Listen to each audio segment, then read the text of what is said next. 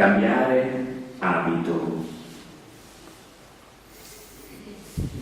La bruna signora dell'autunno, bella e pallida come un desiderio mai espresso, con finissimi fili volanti che la luce tende elastici, l'abito le viene intessuto sul corpo, il suo incedere frusciante.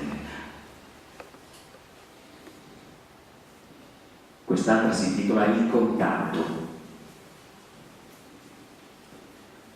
Semplicemente, lo voglio dire, è stato un contatto casuale e anche un sorriso. Nulla più. Ma ancora ne scaturiscono giorni, quasi la terra dondolasse appesa a un grande ombrello di seta blu.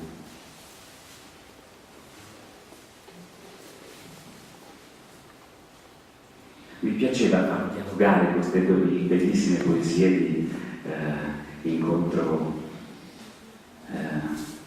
con stagioni personificate e con un volto sorridente, con una poesia di Zanzotto io non lo so su un veneziano, la leggerò come può leggerla un veneziano nel dialetto di Sovigo. La Teresa che la faceva psicoterapia e altre leggende. Vegeta.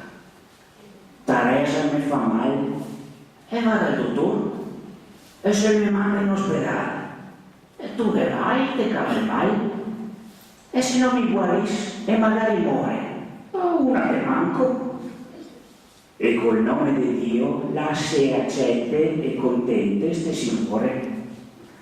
La Teresa che è quasi sotto i 90 la se fea psicoterapia e a sua l'andea in letto prima di notte, la se indormentea, la se svegliea sui 3 bot.